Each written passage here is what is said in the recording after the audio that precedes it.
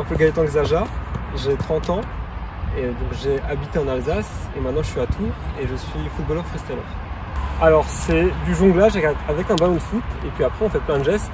Donc on invente des gestes, on reproduit des gestes que déjà d'autres savent faire. Donc ça peut être des gestes en équilibre, dynamique.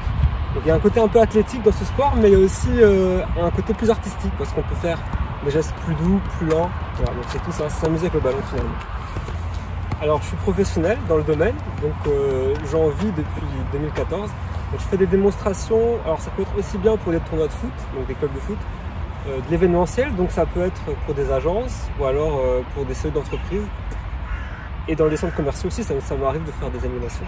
Et aussi je fais du périscolaire avec des enfants, donc pour des écoles primaires, je donne des cours, donc j'apprends 3 fois par semaine. Donc là c'est à Monet que je fais ça. Donc avec des petits enfants, je leur apprends des gestes de base, voilà, donc pour qu'ils puissent s'amuser, pour qu'ils apprennent déjà la patience. Alors oui, la spécificité du freestyle, c'est que c'est un sport où il faut être très bon en autodiscipline, parce qu'il n'y a pas de coach finalement, il faut s'entraîner, c'est assez régulier, tous les jours pour être vraiment très bon, il n'y a pas de secret. Et aussi ça demande beaucoup de souffle sur certains gestes. Donc on a l'impression qu'on voilà, qu'on court pas, c'est pas comme du football, mais finalement c'est assez athlétique comme sport.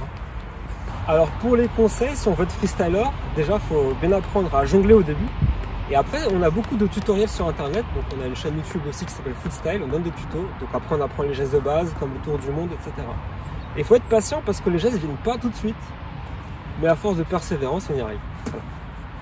Alors moi je me définis plus comme un artiste, mais même pas forcément artiste, mais performeur aussi parce qu'il y a un côté très athlétique. Mais en tout cas c'est assez loin du foot maintenant, vu que c'est deux sports qui ont rien à voir. Donc je donnais la comparaison, c'est comme le ski en descente et du ski freestyle, on fait des acrobaties. On peut être bon dans l'un et pas bon forcément dans l'autre. Donc Messi saurait pas faire ce que je fais, mais moi je ne sais pas faire ce que Messi sait faire.